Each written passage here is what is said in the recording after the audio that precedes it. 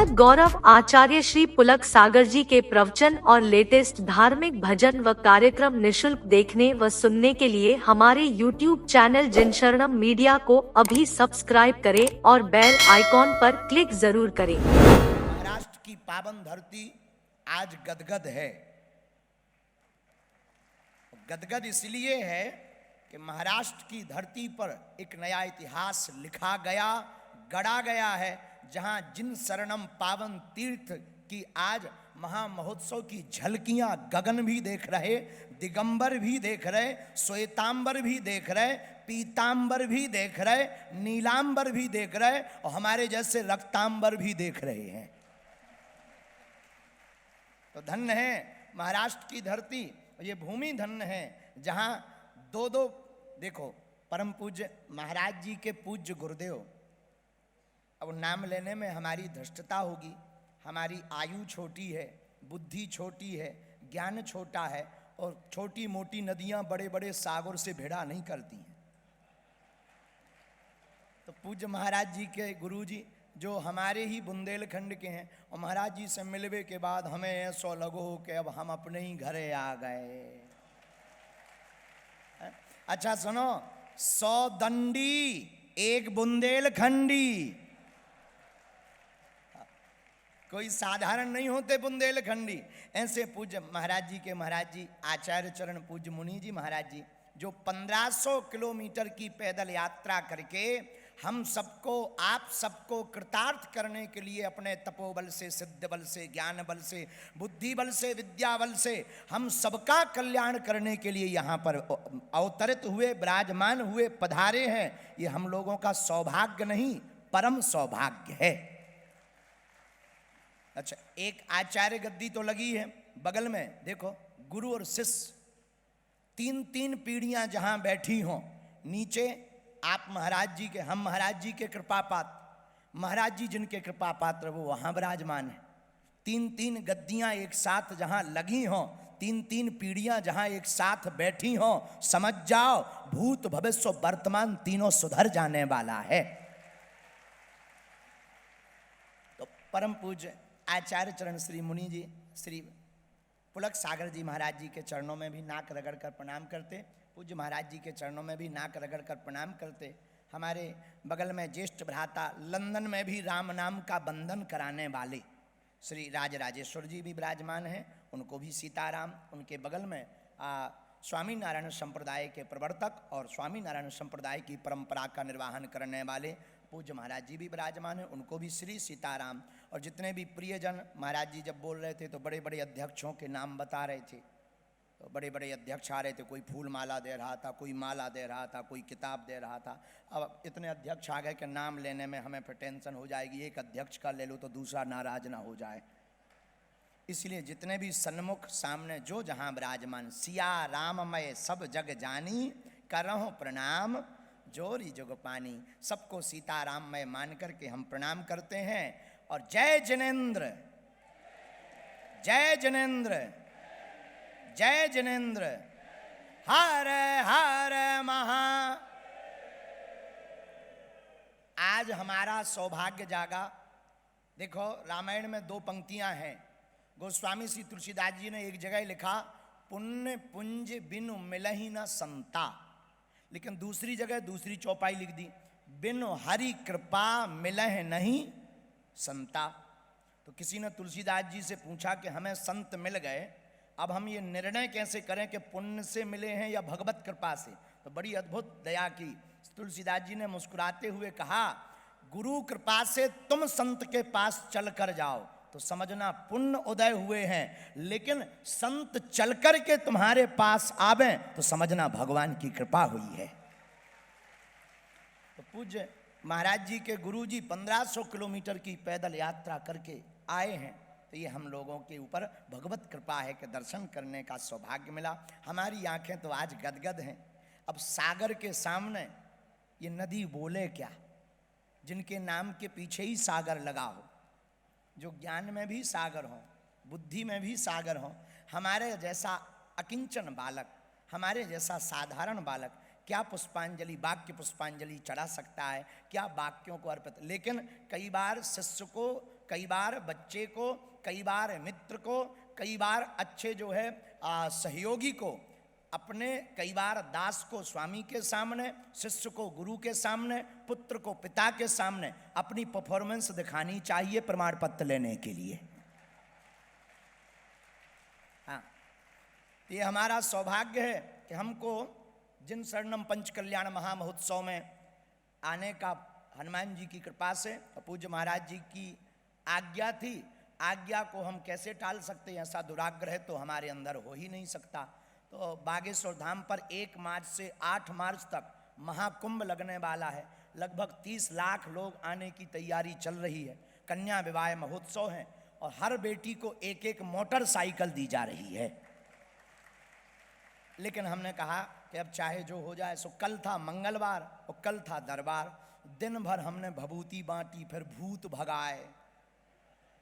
सो रात के बज गए 3, हमारी बज गई बीन। बड़ी मुश्किल से 4 बजे भोजन मिले और 4 बजे प्रसाद पाया। अब हमने कहा अब सोए का, सुबह से जाना है। लेकिन तब तक शरीर, बोलो बुढ़ापे को शरीर हमारा, बोलो कि नहीं 2-3 घंटा सो लो। सो कब 9 बज गए सोते सोते पता ही नहीं चला। 2, 2.5, 3 घंटा सोने को मिला। फिर जल्दी जल्दी पूजा पाठ करके हनुमान जी को प्रणाम करके चले। जब चील गाड़ी से उड़े तब यहाँ पहुँच पाए। लेकिन आज महाराष्ट्र में सनातनीय संस्कृति का वह परचम लहरा गया, जहां पर जैन का अर्थ, मेरे पागलों, मेरे प्रियजनों, आप स्मरण रखना, जैन का अर्थ सीधा स्पष्ट है। जिसने अपनी इंद्रियों को जीत लिया वही जैन है। जिन्होंने आहार पर शुद्धि, जिन्होंने व्यवहार पर शुद्धि, जिन्होंने अपने जीवन की शुद्धि, जिन्होंने तन की पवित्रता के साथ साथ मन की पवित्रता कर ली, उन्हीं का नाम जैन है।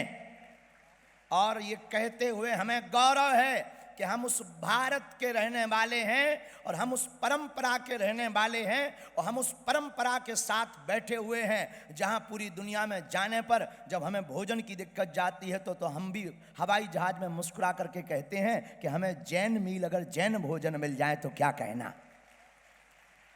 ये हमारा और पूरे भारत के लोगों का सौभाग्य है। और मेरे प्रियजनों और भारत के सनातन के लोगों, कभी किसी के बहकावे में मत आना। जैन परंपरा और सनातन परंपरा 2 नहीं है। जैसे सूर्य और सूर्य की रोशनी में अंतर नहीं है, जैसे जल और जल की धारा में अंतर नहीं है, जैसे मीठा और मीठा के मिठास में अंतर नहीं है, जैसे गुरु और गुरु के शिष्य में अंतर नहीं है, वैसे ही सनातन और जैन परंपरा में भी अंतर नहीं है। जिस प्रकार कोई मीठा से मिठास अलग नहीं कर सकता, जिस प्रकार कोई नदी की धारा से धारा अलग नहीं कर सकता, सूर्य की रोशनी से रोशनी अलग नहीं कर सकता, उसी प्रकार कोई सनातन परंपरा से जैन परंपरा को भी अलग नहीं कर सकता। ये वही परंपरा है जो श्रीमद् भागवत पुराण के अंतर्गत परम तपस्वी एकनिष्ठ महात्मा प्रथम तीर्थंकर श्री ऋषभ देव जी महाराज के पावन चरित्र को गाया जाता है। पूज्य श्री ऋषभ देव जी महाराज, जिनके सामने सभी सिद्धियां खड़ी हो गईं, पर धन्य हैं जैन मुनि, धन्य हैं भारत के जैन परंपरा के प्रवर्तक महात्मा। मुनि से महात्मा बनते हैं और महात्मा से वो परमात्मा की यात्रा करते हैं। धन्य हैं जो त्याग करते, वस्त्रों का त्याग नहीं, अपने जीवन की प्रत्येक कामनाओं का त्याग करते हैं। मेरे पागलों, याद रखना, भारत के लोगों, भारत में कच्छा त्यागना तो सस्ता है, इच्छा त्यागना बहुत महंगा है। लेकिन हम उस परंपरा के साथ बैठे, हम उस परंपरा के बगल में बैठे आज, और महाराष्ट्र की धरती पर पूरे भारत के हिंदुओं को जगाते हुए और जैन परंपरा का निर्वहन करने वाले प्रियजनों को जगाते हुए कहते हैं, हम गर्व के साथ कहते हैं, जिन आचार्य मुनि जैन परम पूज्य श्री पुलक सागर जी महाराज के हम बगल में बैठे, उनके पूज्य गुरुदेव श्री आचार्य परम पूज्य अनंत श्री विभूषित पुष्पदंत जी महाराज जी के शरण में बैठे हैं। इन्होंने, यह वो महात्मा है जिन्होंने कच्छा और इच्छा दोनों को त्याग करके जैन की महानता को बढ़ाया। इसलिए मेरे प्रियजनों और मेरे पागलों और मेरे आत्मियों, एक बात तुम स्मरण रखना, बहुत सावधानी पूर्वक हम तुमको समझाने के लिए नहीं, अपनी वार्ता को कहने चले आए हैं। मेरे प्रियजनों, साधु बनना बहुत सरल है, मुनि बनना बहुत सरल है, पर मुनि बने रहना बहुत कठिन है। मुनि होना बहुत सरल है, वस्त्र त्याज्य कर लिया, केश लोचन कर लिया। ये हमारा भारत है, ये सनातन की सौंदर्यता है, जहां केश लोचन की परंपरा को हम सब लोग बड़ी श्रद्धा के साथ देखते हैं, दर्शन करते हैं। और मेरे पागलों, जो जैनों के ऊपर, जैन परंपरा के और मुनियों के ऊपर हंसते हैं, उंगली उठाते हैं, कवाड़ियों, निकम्मा, तुम्हें खबर भी है जब तुम मां की कोख से पैदा होते हो तो तब तुम्हारा यही रूप होता है। बहुत से लोग जैन महात्माओं पर उंगली उठाते हैं।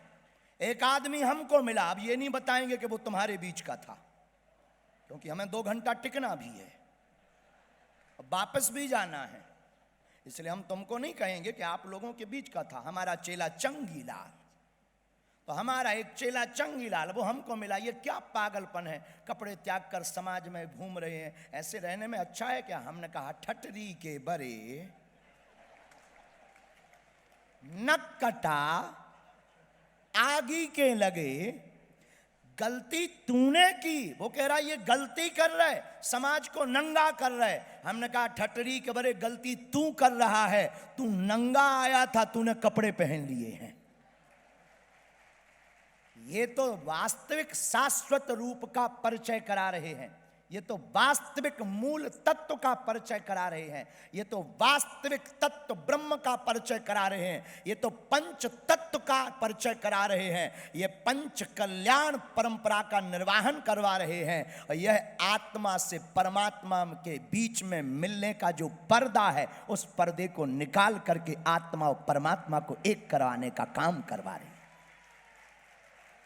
इसलिए मेरे प्रियजनों और मेरे पागलों, हमारी बातें शायद किसी व्यक्ति के हृदय में ठेस पहुंचाए या किसी को बुरा लगे तो हाजमा की गोली खा लेना, क्योंकि हम तुम्हारे बुरे लगने के लिए या अच्छे लगने के लिए नहीं बोलते। हम सनातन को बचाने आए हैं, हम जैन परंपरा के साथ खड़े हैं, खड़े थे, खड़े रहेंगे। और हमारे लिए जैन मुनि आदर हैं, आदर थे, आदर रहेंगे। हम उस सनातन धर्म से हैं जहां ऋषभ देव जी को भागवत में स्थान दिया हुआ है। और ये कहें तो बुरा लगेगा, ये भी कह सकते हम उस परंपरा से हैं जहां ऋषभ देव जी ने भागवत में स्थान लिया है। प्रथम तीर्थंकर, उनके सामने सिद्धियां खड़ी हुई, बड़ी बड़ी सिद्धियां आई। सिद्धियां तो तमाशा हैं, सिद्धियां तो भगवान के बीच में पड़ने वाली रोड़ा घुनघुना है। उन्होंने सोचा, मान बड़ाई जब से आई, लगन राम से छूटी, स्वामी स्वामी सुनन लागे, सो किस्मत उनकी फूटी। इसलिए उन्होंने सिद्धियों का परित्याग कर दिया और वहीं से एक परंपरा प्रारंभ हो गई, जिसके बीच में हम आज बैठे हैं। सुगंधी भी ले रहे, साधना भी देख रहे, उपासना भी देख रहे, द्रवीभूत भी हो रहे, गदगद भी हो रहे। और हमारे जीवन काल का, हम बोलें कि महाराज जी की आज्ञा हो, हमारे जीवन काल का ये प्रथम कार्यक्रम है जो हमने पूज्य, आज द्वितीय कार्यक्रम, एक हमने उदयपुर में किया, उदयपुर में पूज्य महाराज जी के शरण में किया। द्वितीय ये हमारी सेवा, वाक्य सेवा, शरीर की सेवा। अब बाकी तो वैसे कमज़ोर हैं हर प्रकार से, तो आज द्वितीय हमारी ये सेवा है। लेकिन आज हम यहाँ आकर आप लोगों के भाव देखकर यही कहेंगे, जितने भी भारत के जैन परकर के लोग हैं, जैन परंपरा को मानने वाले लोग हैं, तुम्हें गर्व होना चाहिए कि तुम जैन हो। तुम्हें गौरव होना चाहिए कि तुम जैन हो। और ये मुनि, ये महात्मा अपने लिए नहीं जीते, तुम्हारे लिए जीते हैं। यहाँ पर जिन शरणम तीर्थ बना करके इन्होंने, इन महात्माओं को क्या, जिन्होंने दिगंबर को ही अपना वस्त्र बना लिया, उनको क्या करना है। परम पूज्य आचार्य पूज्य श्री पुलक सागर जी महाराज ने जिन शरणम तीर्थ बना करके पूरे विश्व को, लोगों को एक संदेशा दिया, मानवता का संदेशा, जैनों को संदेशा दिया कि आओ, बैठो, एकजुट रहो, मानवता की मिसाल पेश करो। और मंदिर में भगवान हैं, ये तो बहुत दूर की बात है, मन में भगवान हैं, मन मंदिर में, ये बहुत नजदीक की बात है। इसी को बताने के लिए जिन शरणम तीर्थ की स्थापना हुई है, जहां नवग्रह भी हैं, जहां पर पार्श्वनाथ भगवान भी विराजमान है, महावीर भगवान भी। अच्छा देखो, एक नाम है महावीर, और हम जिनके चेला उनका भी एक नाम महावीर विक्रम। और ऐसी कोई गली नहीं जहां बजरंग बली की चली नहीं। आओ आओ, ऐसी कोई गली नहीं जहां बजरंग बली की चली नहीं। उनका एक नाम है महावीर।